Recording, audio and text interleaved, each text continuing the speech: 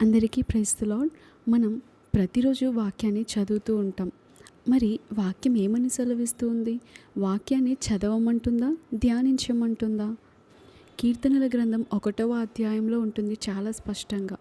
Bible మొత్తంలో ఎక్కడ వెతికినా కూడా వాక్యాన్ని చదవమని ఎక్కడ లేదు, కానీ ధ్యానించుడి అని ఉంటుంది. ధ్యానం అంటే ఏంటి? పఠించడం అంటే ఏంటి?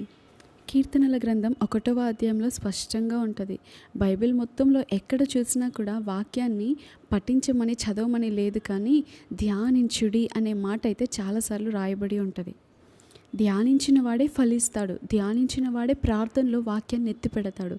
ఎవరైతే ప్రార్థనలో వాక్యాన్ని ఎత్తిపెట్టి ప్రార్థిస్తారో ఆ ప్రార్థన ఒక ధూపం అయితే ఆ ధూపానికి సువాసన యాడ్ అవుతుంది. దేవునికి ఆ ప్రార్థన ఇంపుగా చేరుతుంది. మనం ఉదయం లేవగానే మొదటి గడియను దేవునితో సహవాసంలో గడపడం చాలా ప్రాముఖ్యమైనది. మొదటి గడియను మనం ఆయనకిచ్చినట్లయితే, మొదటి స్థానం ఆయనకిచ్చినట్లయితే మన అన్ని విషయాల్లో ఆయన మొదటగా ఉండి మనల్ని నడిపిస్తారు. ఉదయం లేచిన వెంటనే ఆయనతో సహవాసంలో మనం ప్రార్థించడం, స్తుతించడం, ఆరాధించడం, వాక్యాన్ని ధ్యానించడం, విజ్ఞాపన చేయడం, ఈ 5 కూడా చాలా ప్రాముఖ్యమైనవి. వాటిలో ఈరోజు మనం వాక్యం గురించి తెలుసుకుందాం. ఉదయం లేవగానే వాక్యం చదవడం చాలా మంచిది. అయితే వాక్యం చదవడం కంటే ధ్యానించడం ఇంకా మంచిది. ఎలా ధ్యానించాలి? ఏం చేయాలి? వాక్యం చదివేటప్పుడు వాక్యానికి ముందు ఏం చేయాలి అనే దాని గురించి ఈరోజు మనం తెలుసుకుందాం. మనం ఉదయం బైబిల్ని ధ్యానించేటప్పుడు ఎక్కువ సమయం బైబిల్కి పెట్టడం చాలా మంచిది. అయితే ఎక్కడ పడితే అక్కడ వాక్యాన్ని చదవడం ఉదయం మంచిది కానే కాదు. ఒక క్రమంగా చదవడం చాలా మంచిది. ఆదికాండం నుండి ధ్యానించవచ్చు, లేదా క్రొత్త నిబంధనను ఉదయకాలంలో మనం ధ్యానం కోసం కేటాయించవచ్చు. ఏదైనా, లేకపోతే నేనైతే సామెతలు చదువుతూ ఉంటాను. ప్రతిరోజు ఉదయం లేవగానే సామెతలు రోజుకొక అధ్యాయం చొప్పున చదువుతూ ఉంటాం. దాన్ని చదివినప్పుడు మనం ఈ లోకంలో ఎలా బ్రతకాలి, ఎలా ఉండాలి, ఎలా మాట్లాడాలి, ఎలా ఆలోచించాలి, మన మాటలు ఎలా ఉండాలి, సామెతల గ్రంథం చాలా చక్కగా మనల్ని నడిపిస్తూ ఉంటుంది. అందులో ఉన్న మాటలని కొన్ని మనం గుర్తుపెట్టుకొని దినమంతా ధ్యానించడానికి, నెమరు వేసుకోవడానికి, ఎక్కడున్నా కూడా వాటిని గుర్తు తెచ్చుకోవడానికి చాలా ఈజీగా ఉంటుంది.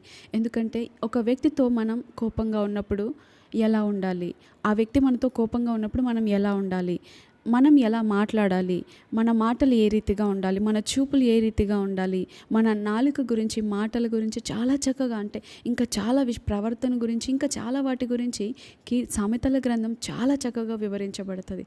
ఉదయకాల ధ్యానంలో సామెతలను ఎంచుకోవడం కూడా మంచిదే.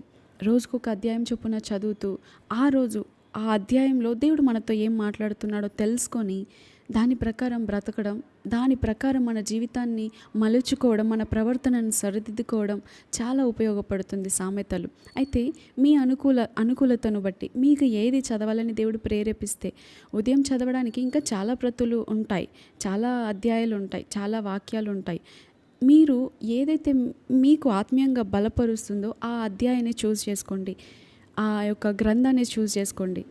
అది ప్రతిరోజు ఉదయం లేవగానే రోజుకొక చాప్టర్ చొప్పున కొంత భాగాన్ని, ఒక్క పేర అయినా పర్వాలేదు, కానీ చదవడం కాదు ఇక్కడ మనకు ముఖ్యం, ధ్యానించడం ముఖ్యం. కొంత పేరాలోనైనా ఒక 10 లైన్లైనా ధ్యానించండి. 10 సార్లు చదవండి, 10 లైన్లైనా కూడా.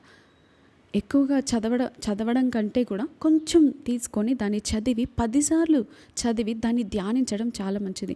ముందుగా ఒక అధ్యాయాన్ని చదవండి, తర్వాత ఒక పేరాన్ని చదవండి, తర్వాత ఒక వచనాన్ని చదవండి, తర్వాత ఒక లైన్ని చదవండి, తర్వాత ఒక వర్డ్ని, ఒక పదాన్ని చదవండి, తర్వాత ఒక్కొక్క అక్షరాన్ని కూడా చదవండి. అలా మనం ఎప్పుడైతే చదువుతామో ఆ వాక్యం మనం శ్రమలను ఎదుర్కొంటున్నప్పుడు, సమస్యలు పోరాడుతున్నప్పుడు, యుద్ధ భూమిలో ఉన్నప్పుడు ఏ వాక్యం ఎలా పలకాలి, ఎలా మాట్లాడాలి, ఏ సందర్భానికి ఏ మాట అవసరమో అది ఒక ఆయుధంలాగా మనకు ఉపయోగపడుతుంది. మనం మామూలుగా చదివితే మనం కష్టకాలంలో ఉన్నప్పుడు అసలు ఏ వాక్యమో గుర్తురాదు. ఎప్పుడైతే ధ్యానిస్తామో, ఎప్పుడైతే దాన్ని ఇలా ధ్యానించడం వలన మన హృదయం అనే పలక మీద చెక్కబడుతుంది. ఎక్కువసార్లు ఆ దినంలో మనం దాన్ని నెమరు వేసుకోవడం కూడా చాలా ఇంపార్టెంట్. చూడండి, దొరికినంతసేపు పశువులన్నీ కూడా, ఆవులే కానీ, మేకలే కానీ, ఇంకా గొర్రెలు కానీ, దొరికినంతసేపు అవి తింటూ ఉంటాయి. కానీ తర్వాత ఒక ప్రక్కన కట్టేసినప్పుడు, ఒక ప్రక్కన కూర్చొని వాటినంతటిని మరలా తీసుకొని నెమరు వేసుకుంటూ ఉంటాయి. అలాగే మీకు దొరికినంత సమయం వాక్యాన్ని చదివేటప్పుడు దొరికినంత సమయం చదవండి. చదివి తర్వాత మీరు వంట చేసుకుంటున్నప్పుడు కానీ, వాష్‌రూమ్‌లో ఉన్నప్పుడు కానీ, పనిలో ఉన్నప్పుడు, ప్రయాణాల్లో ఉన్నప్పుడు, ఇంకా ఏదైనా బయట నడుస్తూ ఉన్నప్పుడు, వాకింగ్‌కెళ్ళినప్పుడు, ఎక్సర్సైజులు చేస్తూ ఉన్నప్పుడు వాటిని గుర్తు చేసుకోవడం చాలా మంచి లక్షణం. చాలా చాలా మంచి లక్షణం. గొప్ప గొప్ప భక్తులు, ప్రార్థనా పరులు, గొప్ప గొప్ప సువార్థికులు, మిషనరీస్ అందరూ కూడా ఇలా చేసిన వాళ్ళే. నాకొక ఆశ ఉంటూ ఉండేది. వారు అసలు ఎన్ని శ్రమలెదురైనా తట్టుకొని దేవుని పైన అసలు వాళ్ళకి అవిశ్వాసం రాలేదా? ఒక్కసారి కూడా వాళ్ళకి దేవుని ప్రశ్నించాలనిపించలేదా? ఎలాంటివి ఎదురైనా కూడా వాళ్ళు అలా స్థిరంగా ఎలా ఉండగలిగారు? ఎలా అంతగా దేవుని పైన ప్రేమను కలిగి ఉండగలిగారు? మనమైతే గ్రాఫ్‌లాగా కొన్నిసార్లు హెచ్చుగా ప్రార్థిస్తాం, కొన్నిసార్లు తగ్గిపోతూ ఉంటది. ఎక్కువగా వాక్యం చదువుతాం, మరికొన్నిసార్లు తగ్గిపోతూ ఉంటది. కానీ వాళ్ళు అలా కాదు. ఎంతగా ప్రార్థించేవాళ్ళు దేవుణ్ణి, ఎంతగా ప్రేమించేవాళ్ళు దేవుణ్ణి, ఎంతగా వాక్యం చదివేవాళ్ళు, అసలు వాళ్ళు ఎంతగా ప్రసంగించేవాళ్ళు, ఎంతగా ప్రయాసపడేవాళ్ళు, ఎంత దూరమైనా కూడా ప్రయాసనక భారమనక ఒక్కరున్నారా ఇద్దరున్నారా అని చూడకుండా అడవుల్లోకి అరణ్యంలోనికి వెళ్ళి అక్కడ సువార్తను ప్రకటించేవారు. ఆ రోజుల్లోని భక్తులు అసలు ఎలా ఇంత ప్రేమ కలిగి ఉన్నారు అనేది నాకు తెలుసుకోవాలని చాలా ఆశగా ఉండేది. అప్పుడు నేను కొన్ని విషయాలు వారి గురించి నేను తెలుసుకున్నప్పుడు వాళ్ళు ఈ రీతిగా చేస్తూ ఉండేవాళ్ళు. వాళ్ళు పనులు చేస్తూ ఉన్నా కూడా దేవుని సన్నిధిని అనుభవించడానికి దేవునితో సహవాసం చేస్తూ ఉండేవాళ్ళంట. పనుల్లో ఉన్నా కూడా, ప్రయాణాల్లో ఉన్నా కూడా వాక్యాన్ని ధ్యానిస్తూ, ప్రార్థిస్తూ, ఆయనతో సహవాసం చేస్తూ, మనం ప్రార్థనలో మోకరించినప్పుడు చేసిన ప్రార్థనే ప్రార్థన అనుకుంటాం. అలా చేస్తేనే దేవుడు వింటాడు అనుకుంటాం. మోకరించి చేసే ప్రార్థన చాలా శక్తివంతమైనది. అయితే ఆ గంట సేపు ప్రార్థించి తర్వాత మన ఇష్టానుసారంగా మిగతా 23 గంటలు జీవిస్తే ఏమీ ప్రయోజనం పొందుకోలేము. మన దినచర్యలో 24 గంటలు ఎవ్రీ సెకండ్ ఆయనతో ఉండాలని ఆయన మన కొరకు ఆశపడుతూ ఉంటారు. క్రొత్త నిబంధనలో ఒక మాట ఉంటుంది, మీరు నిద్రపోతున్నా కూడా ఆయనతో సహవాసము చేయి నిమిత్తము ఆయన మీ కొరకు మరణించాడు అని. చాలా అద్భుతమైన మాట. మనం మెలకుగా ఉన్నప్పుడే ఆయనతో సరిగా గడపలేకపోతే నిద్రలో ఉన్నప్పుడు ఎలా గడపగలుగుతాం? మనం దినమంతా ఏదైతే మాటలు మాట్లాడతామో చూడండి, మా చిన్న బిడ్డలు కూడా దినమంతా స్కూల్లో కానీ, ఇంట్లో కానీ, ఫ్రెండ్స్తో కానీ ఏదైతే ఎక్కువ మాట్లాడుతూ ఉంటారో నిద్రలో కూడా అదే మాటలు కలువరిస్తూ ఉంటారు, పలుకుతూ ఉంటారు. మనం దినమంతా ఏదైతే మాట్లాడుతూ ఉంటామో రాత్రి కూడా అదే మాట్లాడుతూ ఉంటాం. దినమంతా ఎలా ఆయనతో సహవాసం చేస్తామో రాత్రి కూడా ఆయనతో సహవాసం చేస్తాం. మెలకుగా ఉన్నప్పుడే ఆయనతో సహవాసం చేయలేకపోతే నిద్రలో ఏ రీతిగా సహవాసం చేస్తాం? మన అనుదిన ప్రార్థనగా ఉండాలి. అయ్యా, నేను పడుకున్నా కూడా నా కలలు, నా నిద్రలో సహితము నీతో సహవాసం నేను చేయాలయ్యా అనేది మన ప్రార్థన అంశంగా ఉండాలి. చూడండి, ఈ లోకంలో కూడా ఒక త్రాగే వ్యక్తి కానీ, జూదమాడే వ్యక్తి కానీ, ఇంకా బెస్ట్ ఎగ్జాంపుల్గా చూస్తే ఒక సిగరెట్ కాల్చే వ్యక్తిని మనం చూసినట్లయితే అక్కడ ఎంతమంది గొప్పవారు ఉన్నా సరే అతడికి త్రాగాలన్న మనసు వచ్చిందా, ఆలోచన వచ్చిందా, ఇంకంతే ప్రక్కకు వెళ్ళి ఒక్కసారైనా కాల్చేసి వస్తాడు. ఒక్కదాన్ని కొంచెమైనా కాల్చేసి వస్తాడు. కనీసం ఒక్క సిప్ లాగైనా చేసేసి వస్తాడు. ఎందుకంటే అతడికి అదంతే అంత ప్రేమ. ఒక గొప్ప దైవజనుడు, ఒక మిషనరీ అంటాడు, ఎంత గొప్ప భక్తులు అక్కడ కూర్చుని ఆయనతో మాట్లాడుతున్నా సరే ప్రతి గంటకి ఒక 10 నిమిషాలైనా దూరంగా వెళ్ళి వస్తున్నాడు. కొన్ని గంటలు అదే రీతిగా ఆయనను పరీక్షిస్తున్నటువంటి ఒక వ్యక్తి అడుగుతాడు, అయ్యా, గొప్ప గొప్ప ఇంపార్టెంట్ వాళ్ళు ఈ మీటింగ్లో మీతో మాట్లాడుతున్నప్పటికీ గంటకొకసారి ఒక 10 నిమిషాలు మీరు ఏమైపోతున్నారు, కనిపించట్లేరు, ఏమైనా ప్రాబ్లమా, ఏమైనా హెల్త్ ఇష్యూ ఉందా, ఏమైనా అని అడుగుతూ ఉన్నారు. అయితే లేదు, నేను ప్రతి గంటలో 10 నిమిషాలైనా నా దేవునితో గడపాలి. ఒక సిగరెట్ కాల్చే వ్యక్తి ఏ రీతిగానైతే కనీసం గంటలో ఒక్క నిమిషమైనా కాల్చడానికి ప్రక్కకు వెళ్తూ ఉంటాడు. ఆ వ్యక్తే అంత ప్రేమిస్తే దాన్ని, నా దేవుడు నా కొరకు ప్రాణం పెట్టాడు, నా యేసే నేను ఎంతగా ప్రేమిస్తున్నానో నా క్రియల్లో, నా ప్రవర్తనలో, నా ప్రార్థన రూపంలో నేను నా విశ్వాసాన్ని కనబరచాలి కదా అని చెప్పి అలా తీర్మానం తీసుకున్నాడు. మనం కూడా ఒక రోజులో 1 గంట గడిపి తర్వాత మిగతా గంటలన్నీ మన ఇష్టానుసారంగా గడిపితే మనం ప్రార్థనలో మన తలంపులను ఆయనకు సమర్పించుకోలేకపోతాం, కష్టమైపోతుంది. అందుకే కనీసం గంటలో కొద్ది నిమిషాలైనా ఆయనను ప్రార్థించాలి, ఆయనను జ్ఞాపకం చేసుకుండాలి, ఆయన వాక్యాన్ని నెమరు వేసుకుంటూ ఉండాలి. సరే, ఈరోజు మనం ప్రార్థన గురించి కాదు కానీ మనం వాక్యాన్ని ఎలా చదవాలి అనే దాని గురించి తెలుసుకుందాం. ముందుగా వాక్యం చదివేటప్పుడు కూడా ముందు ప్రార్థన చేసుకొని వాక్యం చదవడం చాలా మంచి లక్షణం. నా మనోనేత్రాలను వెలిగించే నీ ధర్మశాస్త్రం నందు ఆశ్చర్యమైన కార్యములను సంగతులను చూచునట్లు అని వాక్యం ఉంటుంది కీర్తనల గ్రంథంలో. ఆ వాక్యాన్ని గుర్తు చేసుకొని, అయ్యా మరి ఈ వాక్యం అనుసరించి నేను ప్రార్థిస్తున్నాను, నీ వాక్యాన్ని నేను చదువుతూ ఉంటుండగా నీ పరిశుద్ధాత్మ దేవుని సహాయం నాకు అనుగ్రహించండి, నీ పరిశుద్ధాత్మ ద్వారా ఈ వాక్యాన్ని నాకు బోధించండి అని ఒక్క సెకండ్ అయినా, ఒక 2 సెకండ్లు అయినా, ఒక్క నిమిషమైనా ప్రార్థించి ఆ వాక్యాన్ని తెరచి మన కొరకు అన్నట్టుగా చదవాలి. ఇదిగో వాళ్ళ కొరికే దేవుడు నాతో స్పష్టంగా మాట్లాడుతున్నారు, వాళ్ళు నిన్న నన్ను బాధించారు కదా, అందుకే దేవుడు వాళ్ళ కొరికే ఈ మాట ముక్కుసూటిగా నాతో మాట్లాడుతున్నారు అని చెప్పి అలా కాదు తీసుకోవాల్సింది. దేవుడు వారి కొరకు వాక్యం ద్వారా నీతో మాట్లాడు, కానీ నీతో మాట్లాడాలని దేవుడు ఆశపడుతూ ఉన్నాడు. నిన్ను ప్రేమిస్తున్నాడు కాబట్టి నీతో వాక్యం ద్వారా నిన్ను బలపరచాలని, నిన్ను మార్చాలని. మనం ప్రార్థించేటప్పుడు ఎవరి కొరకో ప్రార్థిస్తూ ఉంటాం. ఆ ప్రార్థన వారికంటే ముందుగా మనల్ని మారుస్తుంది. చూడండి, ఒక బురద ఒక వ్యక్తిపై చల్లాలి అనుకుంటే ఆ బురద ముందుగా మనకు అంటుకుంటుంది.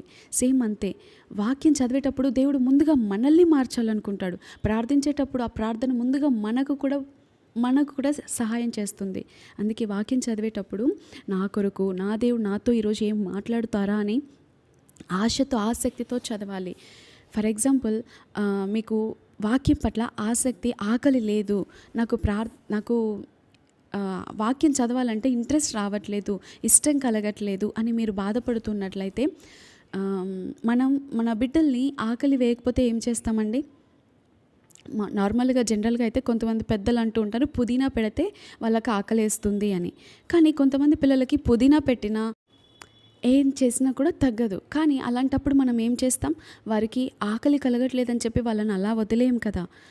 ఏదో కడుపులో ఏదో ప్రాబ్లం ఉంది, వాళ్ళకు తెలియంది ఏదో సంభవిస్తుంది వాళ్ళకి, అందుకే వారికి ఆకలి తగ్గిపోతుంది.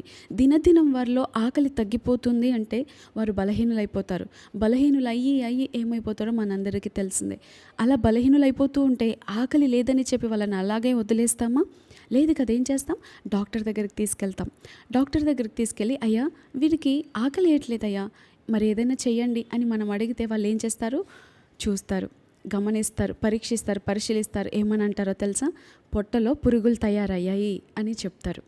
ఆ పురుగులు చచ్చిపోవడానికి ఒక టాబ్లెట్స్ కానీ సిరప్స్ కానీ ఇస్తారు, డోసెస్ ఇస్తారు. ఆ డోస్ ఎప్పుడైతే మనం తీసుకుంటామో వెంటనే బిడ్డలు మరలా నెక్స్ట్ ఒక 2-3 డేస్ ఆర్ 1 వీక్ నుండి మరలా మంచిగా చక్కగా తింటారు. ఇప్పుడు ఆకలి వేయకపోవడానికి గల కారణం ఏంటి? వారిలో పురుగులున్నాయి, ఆ పొట్టలో పురుగులు తయారయ్యాయి. కాబట్టి ఈ రోజున పరమ వైద్యుడైనటువంటి దేవుని దగ్గరికి మనం వెళ్ళాలి. ఈ లోకంలో మనం ఎన్నో రెమెడీస్ తీసుకోవచ్చు. ఇది ఇలా చేస్తే నేను ఆ వాక్యంలో ఎదగగలుగుతాను, ఇలా చేస్తే నేను వాక్యాన్ని అధికంగా చదువుతానేమో అని మన సొంత ప్రయత్నాలు చేస్తూ ఉంటాం. కానీ పరమ వైద్యుని మనం కలిసినప్పుడు మనల్ని పరీక్షించి మనలో ఏంటి లోపం, మనకు వాక్యం పట్ల శ్రద్ధ లేకపోవడానికి కారణం ఏంటి, ఆకలి లేకపోవడానికి కారణం ఏంటి, వాక్యాన్ని మనం ప్రేమించలేకపోవడానికి కారణం ఏంటి అని చూసి ఆ పురుగులు ఏవైతే ఉన్నాయో మనలో వాటిని తీసివేస్తారు. అది ఎప్పుడైతే తీసివేస్తారో ఈ వాక్యం అనే మందుని మనకి ఇచ్చినప్పుడు దీన్ని మనం ప్రతిరోజు భుజించుట ద్వారా మనకు ప్రార్థన పట్ల ఆకలి పెరుగుతుంది, వాక్యం పట్ల ఆకలి పెరుగుతుంది, ఆయనను ప్రేమించుట పట్ల ఆకలి పెరుగుతుంది, ఆయన ఆజ్ఞలను గైకొనుట పట్ల ఆకలి పెరుగుతుంది, ఇతరులకు ప్రేమను పంచగలుగుతాం, మనలో ఉన్నదే మనం ఇవ్వగలుగుతాం, మనలో వాక్యం ఉంటే ఇతరులకు వాక్యం చెప్పగలుగుతాం, మనలో ప్రేమ ఉంటే మనం ఇతరులకు ప్రేమను పంచగలుగుతాం. ఒక బాటిల్లో మన దగ్గర వాటర్ ఉన్నాయి, వేరే వాళ్ళ దగ్గర లేవు. మనం ఏం చేస్తాం? మన దగ్గర వాటర్ ఉంది కాబట్టి ఇవ్వగలుగుతాం. అదే మన దగ్గర ఖాళీగా ఉంటే మనం ఇవ్వగలుగుతామా? లేదు కదా.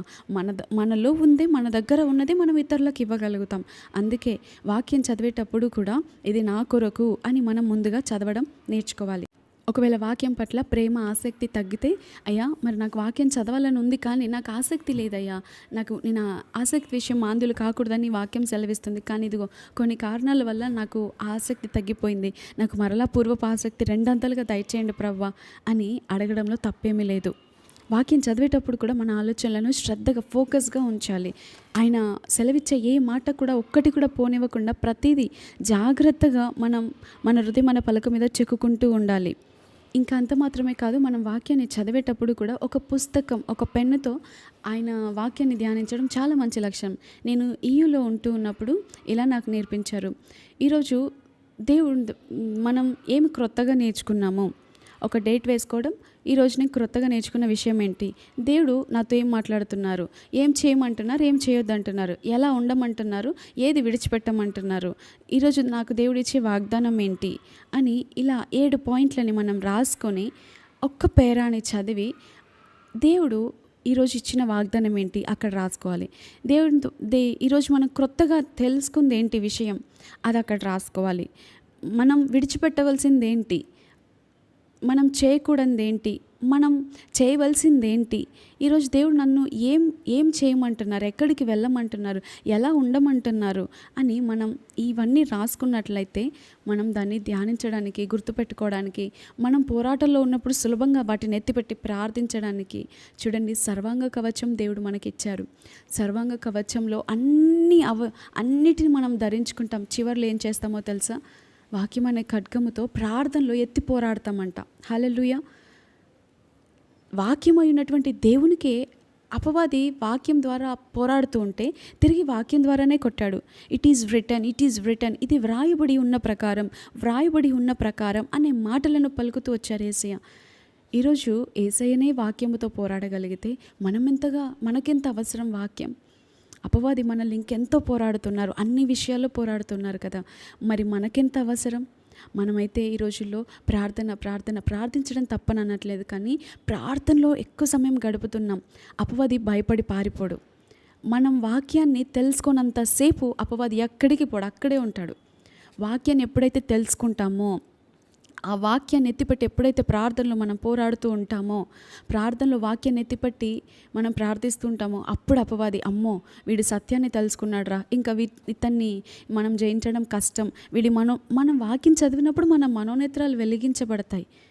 అందుకే మనం వాక్యం చదవకపోతే మనం ఎలా తెలుసుకోగలుగుతాం, దేవుడు మనకిచ్చిన వాగ్దానాలు ఎలా తెలుస్తాయి, దేవుడు ఇచ్చే ఆజ్ఞలు మనకు ఎలా తెలుస్తాయి. మనం చాలాసార్లు ఒక పనిని ప్రారంభించాక ఇది దేవుని చిత్తమా కాదా అని ప్రార్థనలో అడుగుతూ ఉంటాం. అయితే వాక్యంలో మనకు అన్నీ రాయబడ్డాయి. మనం ఏదైతే చేస్తామో, ఏ పనులు చేస్తామో, దాన్ని ఎలా చేయాలో, దాన్ని చేయాలో చేయకూడదో ఎలా సమస్తము రాయబడింది. ప్రతి పని రాయబడింది, దానికి పరిష్కారం రాయబడింది, అన్నీ రాయబడ్డాయి. మనం వాక్యాన్ని చదివినప్పుడు మనకు అర్థమవుతుంది. ప్రతిరోజు లైన్గా వాక్యం చదవడం చాలా మంచిది. ఎందుకంటే ఈరోజు ఎక్కడి వరకు చదవాలో దేవుడు మనల్ని అక్కడి వరకే చదివేలాగా చేస్తారు. నెక్స్ట్ డేకి మనకి ఏ వాక్యం అవసరమో అక్కడ నుండి ప్రారంభించేలాగా దేవుడు మనల్ని ప్రేరేపిస్తూ నడిపిస్తూ ఉంటారు. రేపటికి ఏ వాక్యం అవసరమో ఆ రీతిగా దేవుని మనల్ని నడిపిస్తారు. రేపు మనల్ని ఏ రీతిగా బలపరచాలో, ఏది ఎదుర్కొంటామో ఆ దినానికి కావాల్సిన, ఆ పోరాటంలో కావాల్సిన వాక్కును మనకు అనుగ్రహిస్తారు. అందుకే ప్రతిరోజు దేవుడు ఎంతో సిద్ధపడతారండి. నా బిడ్డ రేపు ఈ అధ్యాయం చదవబోతుంది, నేను తనకెదురయ్యే పోరాటంలో ఈ వాక్యాన్ని నేను గుర్తు చేయాలి అని చెప్పి దేవుడు మన ప్రక్కనే ఉంటారు. మనకు దాని గురించి అర్థం చేసుకునేలాగా బోధిస్తారు. చాలా బిజీగా ఉన్నాను, చాలా ఎక్కువ పనులు ఉన్నాయని చెప్పి మనం చాలాసార్లు వాక్యాన్ని ప్రక్కన పెట్టేసి వెళ్తూ ఉంటాం. కానీ దేవుడు ఆ రోజున అసలు ఆ పని చేయమంటున్నారా లేదా, మనం వెళ్ళే పరిస్థితులు మనకు అర్థమవ్వవు. కొన్నిసార్లు మనం వెళ్ళే మార్గాలు ఎటువంటివి ఎదుర్కొంటామో మనకు తెలియదు. మనం వెళ్ళే దగ్గరికి వారు ఎలా మాట్లాడతారో, మనం ఎలా మాట్లాడాలో మనకు తెలియదు. కాబట్టి మనం ఎప్పుడైతే ప్రార్థించి వాక్యాన్ని చదివి వెళ్తామో మన మార్గాలకి దీపం అంట వాక్యం. మన మార్గాలను సరళము చేసేది, మనకు ఆలోచననిచ్చేది వాక్యం, మనలో ధైర్యాన్ని నింపేది వాక్యం. హల్లెలూయా. అటువంటి వాక్యాన్ని ప్రక్కన పెట్టి వెళ్తే మనం చీకటిలో నడిచినట్టే. ఎంత వెలుగులో నడిచినా కూడా, ఎంత లైటింగ్లో నడిచినా కూడా, ఎంత మార్నింగ్ టైంలో నడిచినా కూడా మనం చీకట్లో ఉన్నట్టే. మన మనోనేత్రాలు మూయబడి ఉంటే మనం ఎంత వెలుగులో, ఎంత లైటింగ్లో నడిచినా ఏం ప్రయోజనం. మనం గ్రుడ్డివారం అయితే ఎంత వెలుగులో ఒక పెద్ద బంగారు మూట మన ముందున్నా కూడా మనం చూడలేం, తన్నుకుంటూ కూడా వెళ్ళిపోతాం రాయనుకొని. సేమ్ అంతే, దేవుడు మన కొరకు ఏదో ఆశీర్వాదాన్ని దాచి ఉంచుతారు. ఈ దినానికి మనం వాక్యాన్ని చదవకుండా, ఆయనతో గడపకుండా, ప్రార్థించకుండా వెళ్తే గ్రుడ్డివారంగానే నడిచినట్టు ఈ లోకంలో. దేవుడు మన కొరకు గొప్ప బహుమానాన్ని సిద్ధపరిస్తే దాన్ని కాళ్ళ తన్నుకుంటూ వెళ్ళిపోతూ ఉంటాం. అందుకే ప్రతిరోజు అయ్యా నా మనోనేత్రాలను వెలిగించండి, నీ వాక్యాన్ని నేను శ్రద్ధగా తెలుసుకోవడానికి, దాని ప్రకారం జీవించడానికి నా మనోనేత్రాలను వెలిగించండి అయ్యా అని మనం ప్రతిరోజు ప్రార్థనలు అడుగుతుండాలి. కాబట్టి మనం వాక్యాన్ని ధ్యానించేటప్పుడు చదివి ప్రార్థించి వాక్యాన్ని ధ్యానించాలి. వాక్యం అయిపోయాక కూడా చేసే ప్రార్థన చాలా శక్తివంతంగా వెళ్తుంది. చాలా చాలా గంటలు కూడా వెళ్తుంది. కొన్నిసార్లు ప్రార్థిస్తూ మన జీవితాలను మార్చుకోవచ్చు, కట్టుకోవచ్చు. కాబట్టి ప్రతిదినం వాక్యాన్ని ధ్యానిస్తూ ఆయనకు సమీపంగా బ్రతుకుదాం. అట్టి కృప దేవుడు అనుగ్రహించును.